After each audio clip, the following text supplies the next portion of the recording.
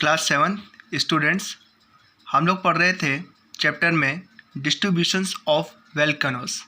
ठीक है, अर्थात हम लोग ज्वालामुखी पेटी के बारे में बात कर रहे थे।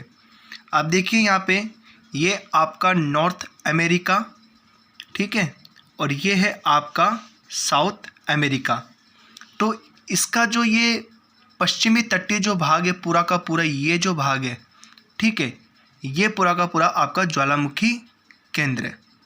ठीक है, और यहाँ पर जो ज्वालामुखी पाई जाती है पेटी है वो कैसी है? सक्रिय ज्वालामुखी। कैसी है? सक्रिय ज्वालामुखी, अर्थात एक्टिव है ये। यहाँ पे पाई जाने वाली जो भी ज्वालामुखी हैं, ठीक है, वो कैसी है? सक्रिय है।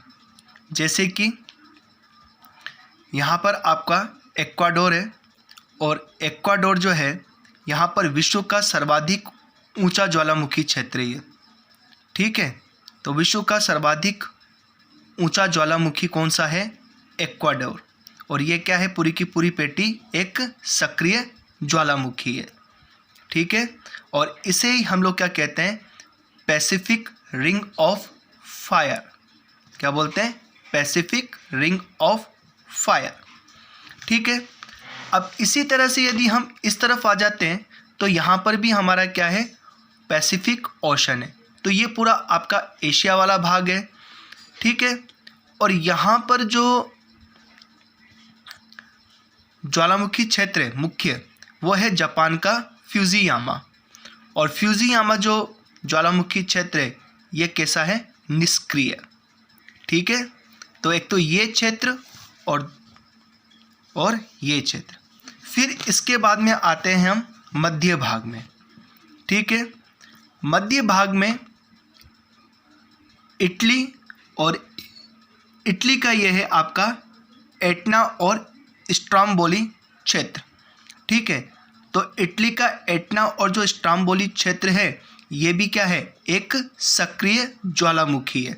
अर्थात क्या हो गया? ये एक्टिव वोल्केनोज है यहाँ पे, है ना, जहाँ से हमेशा ज्वालामुखी का उद्गार होता रहता है। फिर इसके बाद में आता है हमारा यहाँ पर ईरान। एक ये क्षेत्र है, यहाँ ईरान में है एक स्थान जिसका नाम है कोह सुल्तान। फिर इसके बाद में आता है आपका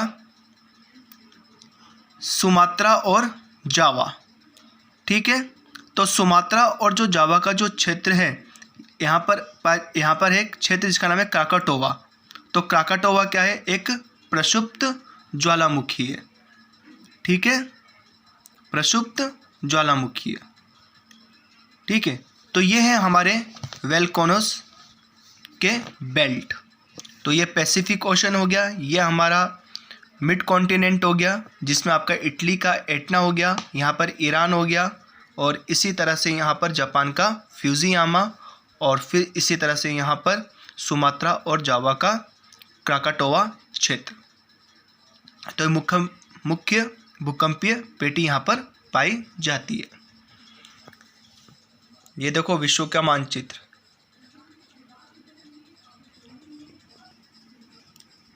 फिर इसके बाद में हम बात करते हैं earthquakes, tremors and vibration in the crust of the earth are called earthquake.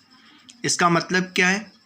कि हमारी जो पृथ्वी का ऊपरी भाग है जिसे हम भूपर्पटी कहते हैं, उस भूपर्पटी पर झटकों का आना और कंपन उत्पन्न होना, उसी को हम लोग क्या कहते हैं?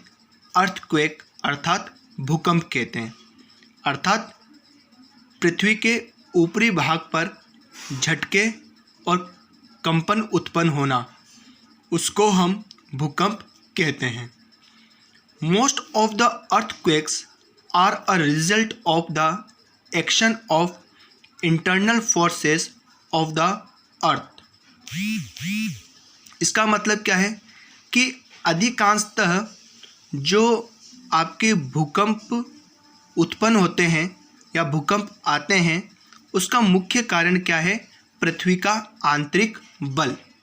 ठीक है, और पृथ्वी का जो आंतरिक बल है वो पृथ्वी के भीतरी भाग से उत्पन्न होता है एकाएक, ठीक है। Some minor earthquakes may however be caused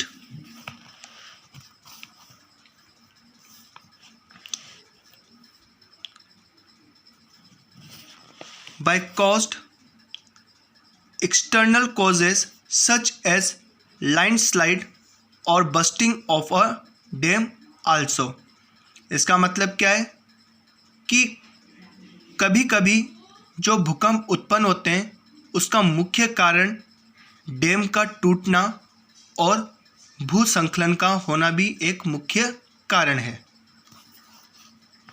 फिर इसके बाद में बात करते हैं the point in the interior of the earth from where the earthquakes tremors originate is called the focus और द सिस्मिक फोकस, ठीक है। इसका मतलब ये है कि अर्थ का वह भाग जहाँ से झटके उत्पन्न होते हैं उसे हम फोकस कहते हैं, ठीक है, या फिर हम इसे सिस्मिक फोकस भी कहते हैं।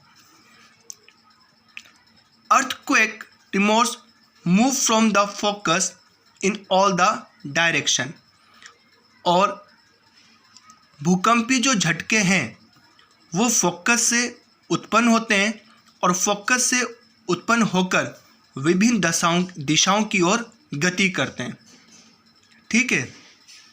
तो जहाँ से भूकंपी झटके उत्पन्न हुए तो उत्पन्न होने के बाद में ये भूकंपी झटके क्या होंगे, विभिन्न दिशाओं की ओर गति करेंगे।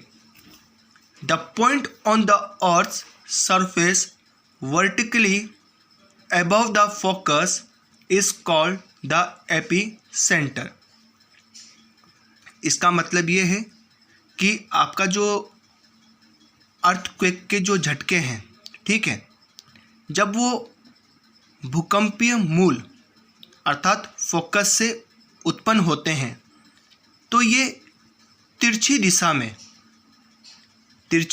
दिशा में गति करती हुई आगे की ओर बढ़ती है।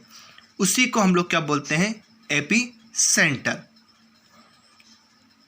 It is at this point that the earthquake is felt first of all, ठीक है। और इस भाग पर सबसे पहले क्या होगा, आपके भूकंपीय जो झटके हैं वो सबसे पहले यहाँ पर आएंगे, या भूकंपीय तरंगे सबसे पहले यहाँ आएगी, ठीक है।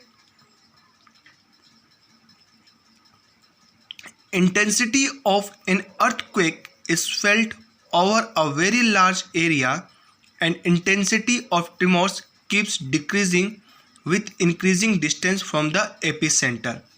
तो इसका मतलब क्या हो गया कि सबसे पहले तो क्या हुआ कि फोकस से आपके भूकंपी झटके उत्पन्न हुए और फिर कहाँ आया, एपीसेंटर सबसे पहले, ठीक है। तो यहाँ पर सबसे पहले सबसे ज़्यादा झटके आएंगे और फिर इसके बाद में जैसे जैसे दूरियाँ बढ़ती जाएगी वैसे वैसे भूकंपी झटकों की जो गति है वो क्या हो जाएगी, कम होती चली जाएगी, तीव्रता जो है वो कम होती चली जाएगी,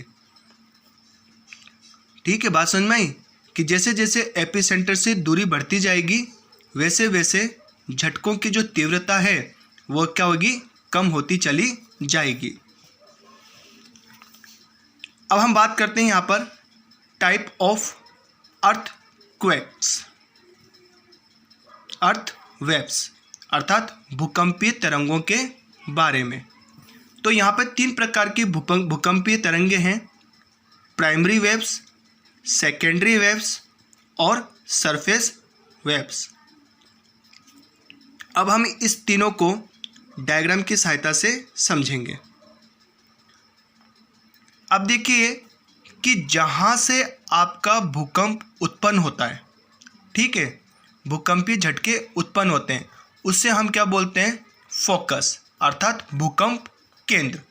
और फिर ये तिरछी दिशा में गति करती हुई ये भूकंपीय केंद्र तक पहुंचती है, जिसे हम लोग क्या बोलते हैं, एपी सेंटर, ठीक। यहाँ पर जो ये वेव्स है इसे हम बोलते हैं एस वेव्स, और ये जो है ये इसे हम बोलते हैं पी वेव्स। क्या बोलते हैं इसे हम लोग? P waves. तो पी का मतलब होता है प्राइमरी वेव्स। तो ये जो प्राइमरी जो वेव्स है, ठीक है, ये आगे पीछे धक्का देती हुई आगे की ओर बढ़ती है और 6 किलोमीटर प्रति सेकंड की गति से ये बढ़ते हुए पृथ्वी के भूकंपीय केंद्र पर सबसे पहले पहुंचती है। ठीक है, परंतु इसके जो झटके होते हैं वो ज़्यादा तीव्र नहीं होते हैं। ठीक है, अब ये जो पी लहरें हैं ये आपके ठोस, गैसीय और तरल तीनों अवस्थाओं से होकर गुजरते हैं। ठीक है, तो पी लहरें जो हैं वह हमेशा आपके ठोस, तरल और गैस तीनों अवस्थाओं से होकर ये गुजरती हैं। ठीक, अब आता है हमारी सेकेंडरी वेव्स। ठीक है, इसकी जो गति होती है वो पी वेव्स से कम होती है, परंतु ये जो है पी वेव्स से ज़्यादा खतरनाक होती है। ठीक है, इससे ज़्यादा नुकसान होता है। क्यों? क्योंकि केवल ये ठोस ही भाग से होकर गुजरती है, ये ठोस भाग से होकर गुजरती है, इसलिए ये काफ़ी खतरनाक होती है। ठीक है, और फिर एक तीसरी जो होती है उसे हम बोलते हैं एल लहरें। ठीक है, एल तरंगे। तो एल तरंगे जो हैं वो क्या होती है? धरातल के एकदम निकट होती है। ठीक है, इसलिए हम इसे धरातलीय तरंगे भी कहते हैं। और जो ये धरातलीय तरंगे हैं ये काफ़ी खतरनाक होती है और इनकी जो गति होती है, ठीक है, किस पे? रिक्टर स्केल पे सबसे ज़्यादा मापी जाती है और इससे सबसे ज़्यादा नुकसान होता है। तो इस प्रकार से 3 लहरें पढ़ी हम लोगों ने, 3 तरंगों के बारे में बात करी हम लोगों ने, प्राइमरी वेव्स, सेकेंडरी वेव्स और सरफेस वेव्स। ठीक है, और फिर इसके बाद में नेक्स्ट क्लास में हम लोग कल पढ़ेंगे मेजरिंग अर्थक्वेक्स, अर्थात कि भूकंप को हम किस यंत्र के माध्यम से मापते हैं।